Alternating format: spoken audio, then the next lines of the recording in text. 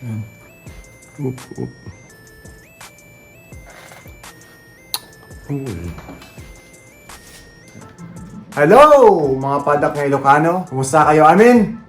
Natuyak mo rin ni Lakay, Daniel Diponso. And sa lahat po ng mga Ilocano, ay Tagalog pala, hindi Ilocano. Kumusta kayo po lahat? Ngayon naman, ang pag-uusapan naman natin ngayon is yung mga championship ko at kung sino yung mga nakalaban ko ng mga team sa championships. And syempre, walo yung championship na napanalunan ko. Tsaka madami po nagtatanong sa inyo no, na pag nagla-live ako sa Facebook na kung anong team nahirapan nakalaban sa championship, minsan pag nasagot ko yung isa, then mayroon na naman magtatanong na ibang tanong na naman. Siyempre, ang hirap sagutin doon. Kaya ngayon, gumawa kami ng dito sa vlog na para masagot ko lahat ng mga katanungan nyo para mas maganda na-explain ko kung bakit yung mga team na yun is sila yung number 8, sila yung number 7, hanggang bababa. Oh. Ildefonso, tumira sa tabi! Patay! There's a steal! Daniel Ildefonso scores! Danny I for the win! Yes, oh, yeah! Sir! Danny I for the win! Oh, nag-subscribe na ba kayo sa YouTube channel ko? Official Daniel Diponso, IG, Official Danny I, sa Facebook, Lakay Daniel Diponso. Ano pa hinahantay nyo? Hinap yung oran nyo. Let's get it on! Ito po yung number 8 ko na napili sa 8 championship ko. Pero itong number 8 ko, hindi ko po sinasabing madali o mahirap. Pero based on my experience, huwag nyo po mamasamain na kaya nilagay ko na number 8 ayun na yung pinakamahina. Hindi, malakas po yan kasi nakakating po sila ng championship. Ang number 8 na napili ko po ay ang Santa Lucia. Nung naglaban po kami ng 2000 Governor's Cup. Sila po nakalaban namin at syempre hindi ko makakalimutan yung import po nila. Si Ansu Zese at saka import po namin yung ex-NBA player na si Stephen Howard. Dahil po napili ko din po yan na number 8 at memorable din po sa akin na yan dahil syempre sino ba naman di makakilala kina Mario Aquino 6'9", 6'10", di ba? Tsaka si Dennis Espino, mga big man, Twin Tower. Kilala niyo naman mga yun, lalo si Dennis, di ba? Ang gagaling din maglaro. Tsaka talagang pang MVP din yung mga players na yun. Tsaka doon din sila Paulo Mendoza, tsaka Gerald Francisco.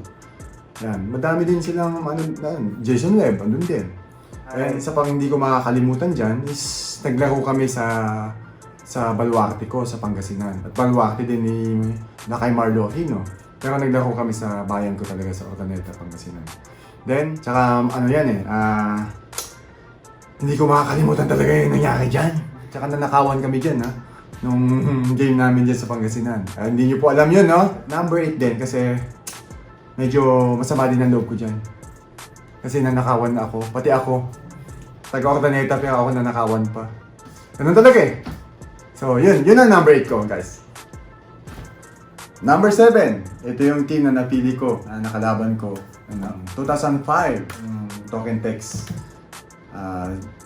sa Cuneta Astronom po. Ito po yung kaisa-isang championship sa Cuneta. Ang kalaban ko namin is ng 2005 is yung Token Tex. At first time ko din nakalaban si Asi Taulaba. Yan din, friend po ni Asi Taulaba po yan. And syempre, yung sino ba naman hindi makakalipod sa magaling din po na import nila si Gerald Hanika. Tsaka sila Mark Telan, tsaka si Jimmy Alapag, Harvey Carey, tsaka si Willie Miller. Yan, tutay na MVP din. So, grabe din yung mga pinagdaanan namin dyan. Championship ng 2005. Tsaka, number 7, before katapusin number 7, is yung Finals MVP. Yan, Finals MVP, number 7. Number 6, ito po ang aking ika-6 na team nakalaban ko at gusto ko din. Dahil, syempre, first time ko makalaban sa championship. Ang idol ko, ang idol ng lahat, Alvin Patrimonio. Simula nung bata po ako, idol na ko po si Alvin Patrimonio. Una-una ko po siya nakalaban ng championship is noong 2000, Governor's Cup. Then hindi lang po yun, si idol Alvin Patrimonio. Sila Andy Seager, sila EJ Pyle, isang 6'9" tsaka isang 7-footer. Pero tignan mo naman kung paano mo lulusutan yung dalawa kung hindi ka mabilis-bilis. Pero syempre, dahil nga manalo no, magsasaka ako, inadaan ko na lang sa takbuhan. Kasi yun ang advantage ko eh. Di ba? So yun po ang number 6 ko. At bago ako pumunta sa number 5, syempre, hindi ko makakalimutan yung sa paborito kong import. Si The Helicopter, Lamont Strotters. Then, ang isa sa pinakamagaling na import din na nakalaban ko sa career ko as a PB player, si Derek Brown. Galing ko niyan. Ayun po, ang aking ika-6 at ika-6. Okay? Number 5. Number 5 na po tayo. Siyempre, after ng 6, din number 5 tayo. Ayan. Ito po ang napili ko sa number 5 ko na hindi ko din po makakalimutan at gusto ko din po silang kalaban. Siyempre, ang Ginebra. Ayan, noong 2009, yan, Fiesta Cup. Ang galing din po ng import nila dyan si David Newell. Pero, magaling po yun. Pero mas energetic po yung import po namin, si Dave Freeman, first year po niya. Yan, si Ping, Mark Ping Reese. Yan, kasama ko din yan. Tsaka kakalipat lang ni Ping from Pure Foods next napunta sa amin. So, excited at tsaka ang sarap kasi may Ilocano ka dun na kakampi sa team. Then sa kabila naman, sila Mark Kagiwa, tsaka sila JJ, Rafi Ribis, alam ko, kompleto din yan eh. Sila na yung pa dati, ang ganda rin ang team nila. Then, hindi lang yun. Si Coach Jong, alam ko si Coach Jong ang coach nila. Oo. Alam niyo naman, Coach Jong, tatay ko din yan. Yan. Kung wala si Coach Jong, wala. May harapan magkaroon ng Daniel Difolso din. Kaya, number 5 siya na napili ko. Then, pag sinabi Ginebra, di ba? Ang daming crowds. Kaya ako, nung naglalaro ako, kahit na elimination parang gusto ko kalaban ng Ginebra dahil ang dami-daming tao. Dami-daming sumisigaw sa'yo. Pero noon yun, pero ngayon okay na. And, kaya yan, napili ko ng Ginebra. Yan. Pang-apat! Wala to Ito lang. 4 na team. Sila yung napili ko na sa 8 championship na napalanon ko. Ay ang crowd favorite, Ginebra ulit. Yan. Noong 2001, All Filipino Cup. Sila yung gusto ko kasi syempre first time ko lang na manalo ng All Filipino dyan. At one and only na All Filipino na title na napanalunan ko sa 8 championship ko sa PBA. Yan. At saka syempre, kalaban namin dyan si Henry Meneses, Mark Kagiwa, JJ Helterbrand, and Jun Limpot, yan, and Baldavid. And, di lang yun. Una-una ko makalaban ang former teammate ko, si Coach Alan Kaidik, na nakasama ko sa championship. Then, after mga ilang conference lang, nalipat siya sa kabilang team. Siya yung head coach, din naglaban kami sa championship. And hindi lang po yun madami pong kwento dyan. Hindi ko na lang po sasabihin, pero ano yan eh. May isang player ho dyan. May isang akong teammate. Practice po kami. Hindi nyo po alam to, pero nakakatuwa po dito. Ito, nakakatuwa. Game 2, alam ko yung game 2 yan, yung game 3. Practice po kami sa Ultra, susunod di Ginebra. Practice kami, pakahirap kami practice po, preparation. Then, taka kami sa game, bakit alam ng adjustment namin, bakit nakapag-adjust agad yung Ginebra, nakapag-adjust at alam nila yung ginagawa namin. Tatakbo kami dito, alam nila kung ano yung ika-counter nila. So, yung madalit salita, alam nila yung lahat ng yung mga scouting report namin. Ginawa namin, yung preparation namin, alam nila. Ayun pala, alam nyo kung ano nangyari. Hindi ko na sasabihin yung pangalan kung sino yung nakaiwan ng scouting report namin sa practice, sa dugout. Hindi ko na sasabihin. Ayun, naiwan na yung isang teammate ko. Kaya, yung game na yun, hiyang-hiya yung player na yun. At saka, syempre, medyo galit yung coaching staff. Kasi, ang hirap manalo nun. At saka, talong-talo talaga kami. Kasi, kahit anong gagawin namin, alam nila ang gagawin nila. Ayan. At saka, hindi lang po yun. Hindi ko makakalimutan po yan. Hindi ko alam kung anong game po yun eh. Nakakatawa din. Si Alex Quezano, boom! Gano'n siya sa akin. Tapos sabi niya, sumarap siya sa akin, na-trash talk niya ako. So, syempre, Ilocano, makulit eh. Yung nagpapatuloy, alaskado. Sabi ko, Alex! Sabi ko, bakit ko ginanon? Sabi ko, pinakita ko yung scoreboard. patapos na yun, tsaka medyo tambak ata sila nun, talo na kayo. Sabi ko. So yun, alam niyo kung ginawa ni Alex, gumanon siya. Yun naman po. Oh, top 3 na po tayo. Ito na po yung madami akong kwento sa mga teams na to. Dahil dito po ako nahihirapan sa mga teams na to. Dito at saka dami kong maalala sa mga teams na to. Lalo na itong 1999 Governor's Cup. Ang kalaban po namin dito yung nagpaiyak sa akin ng 2 sunod. Ang Alaska Aces. Yan, sila ang kalaban namin. Bakit po sila yung top 3 ko? Kasi sa match kasi ng mga players is match na match kami. Parehas kami din same time. Ron Jacobs, coach nila, si Coach Tim Cone. So, yung system parang parehas. So, parang lumalabas yan pag-alingan ng coach dyan. Sino yung pinaka-maano yung preparation? Siyempre, demonstrator yung import namin. Then, Sean Chambers yung import din ng kabila. Ilang beses nag-dis-import yan si Sean Chambers, di ba? And pangalawa, Finals MVP ako dyan, 2 kanong tukayo ko, si Danny Sigel. Tsaka pagkuha ko pa lang ng bola dyan, hirap na hirap ako dyan eh. Kasi pagkuha ko ng bola, pagdating ko sa ilalim, talagang pagdating ko pa lang sa ilalim, dumog ka agad ako eh. Kaya wala akong ginagawa nun, parang nagiging decoy lang ako. Tapos sa depensa naman, yan, dami din pagpoproblemahin din. May Johnny Abarrientos ka, napakagaling na guardian yun. Yung panahon niya, siya yung number one na guard sa buong Pilipinas. Then, yung may Bong Hawkins sila, may Kenneth Dorende sila, may Poch Winyo sila, then may Rodney Santos. Tsaka kompleto. Kung sinabi mo yung Alaska nun is talagang solid yung Alaska nun. Pati mga fans nila hanggang ngayon, di ba? Pero before, talagang makikita mo din yung fans ng Alaska na grabe mag-support. Mag-support sa team. And yun, sila yung number 3. Kasi nga, pinahirapan ako ng team na to. Alaska Aces. Yun na. Pangalawa, number 2. Pangalawang paborito ko. Favorite ko na championship ko. Sa 8 championship ko na napanalunan sa career ko. Is noong 1999. Commissioner's Cup. Yan.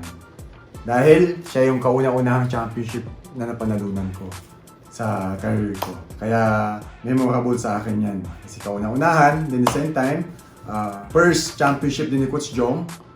And talagang siya ang head coach kasi si Coach Ron noon nasa sideline na lang. And syempre, grabe din yung pinagdaanan namin dyan sa kalaban namin yung sa Shell. Kasi andyan si Benji Paras. May Castillo, tapos Chris Jackson na ilang beses na Defensive of the Year, di ba? Tsaka may June Marsan sila, tsaka Vic Pablo, tsaka may Jerry Esplana na grabe magaling pumoste nung na-guard. Siya yung number 1 na guard na magaling pumoste nung panahon niya. Kaya siya yung dino-double team namin before. And, syempre, ang paborito kong import si Dirk Mott. Yan, mabait na import. Then, syempre, ang kalaban namin na import sa kabila naman is yung former San Miguel import, si John Bess. Yan. And, naging coach ko din, ang coach nila is naging coach ko sa PBL, na si Coach Terry Ronquillo. Ayan. Kaya, top 2 siya. Itong 1999 Commissioner's Cup. Siyempre, yan, first time. Di ba? And number 1 is, siyempre, 2011 Governor's Cup. Yung tinatawag nila Slam, the Grand Slam. Ayan, alam niyo na kung anong team yun, yung Token Tex. Ayan, kasi madaming kwento at saka talagang hindi ko talaga makakalimutan yung championship na yan kasi sobrang kumbaga kulang-kulang kami compared sa Token Tex. Sa lineup pa nila, kompleto talaga yung Token Tex. Talagang powerhouse yun. Kung gaano kami powerhouse ng mga early 2000 before, sila yung ganung team. So, kaya siya yung napili ko dahil yung team na yan, number 1 na hindi ko makakalimutan sa buong career ko dahil yun nga, na-mention ko na kanina na hindi kami kompleto. Kasi yung mga players yun, mga kasama ko noon talagang laban lang sila. Sila Doncil, yan. Paborito kong player yan. Si Doncil. Siya kasi Pau. Ubalde. Ito kasi yung mga nasa lineup doon. Tsaka si Butlig, si Sandy Salvacion. Tsaka ako naikwento yung Butlig na yun. Okay? Sandy Salvacion, tsaka si Mick Pinisi. Yan, Nick the Slick Pinisi. Tsaka si Arwin Santos, tsaka si Alex Cabagnot, tsaka si Noy Baclao. Ayan, syempre, papasalamatan ko yung naging kaibigan na minahal ng mga PBA fans at San Miguel fans na si ang late Anthony Grandi sa tulong niya. Dahil kung hindi siya, talagang hindi magcha-champion yung Petron that time. Ayan. Pero before po siya, ang naging import doon, ang unang import namin po si Jeremy Wise. Pero galing din po noon, di ba? Si Jeremy Wise. Yun lang, na-injured lang po siya noon. Pero ang kalaban din po namin sa kabilang team, ang galing din. Yan, si Reynolds tsaka si Baker. Magagaling din. Pero magaling si Paolo Ubaldi. Yan. Si Paolo Ubaldi ang MVP. Ayun, hindi ko makakalimutan yan. Siyempre, for the win! Kita niyo yun? Kung hindi ko na-shoot yung for the win na yun, malamang baka 0-4 kami. Pwede mag 0-4. Pero yung dahil sa for the win na yon nangyari, nabuhayan po yung mga teammates ko na naniwala sila. At ako din, naniwala din na kami na kaya namin palang talunin yung Token Lex na powerhouse. Kasi to be honest with you guys, yung talagang kahit sabihin ko ilang championship na ako or ilang finals na nila ako, pumasok din sa isipan ko, dibdib ko na kaya ba namin itong Token Lex? Kasi sobrang kung titignan mo yung line-up talagang underdog talaga kami nun. So, talagang salamat sa Diyos dahil binigyan niya kami ng way or chance or liwanag dahil dun sa last shot ko na yun, yun yung sign. Yun yung sign na wala palang imposible sa buhay kung na kaya mong patibagin or patumbahin yung malaki man or yung sinasabi nga nila, diba? You can move the mountain nga, di ba? Na basta pag nag-pray ka gano'n ka kay God. Kaya yun, maraming salamat talaga kay God dahil sinute niya yun. Hindi po ako sa mute noon. Binitawan ko lang po noon eh. Tapos na-shoot, nakinig ko, sigawan na yung tao. Tapos yung pilay na isang teammate ko. Isang pilay. Siya pa yung unang tumakbo. Si Joseph yun. At saka yan, grabe ang tuwa ko nun. Grabe tuwa ko nun. Kaya, although lahat naman ng mga talagang hindi ko makakalimutan. Pero yan talaga yung number one na hindi ko makakalimutan sa buong career ko sa basketball player. Kasi yan, kulang talaga kami. Pero guys, yan ang gusto kong lalaroin. As a basketball player, as a lakay, yung kulang-kulang dahil walang kasi nothing to lose. Magagawa mo gusto mong gawin, di ba? Eh kung gawin mo ito, matalo kasi wala naman nag-expect sa inyo yung panalo eh. Di ba? Pero sa kanila mas pressure sa kabila kasi kompleto, kailangan nila manalo. Okay? So yan ang number 1 ko, 2011 Governors Cup Slam, the Grand Slam versus the Token Lex. Okay? Peace!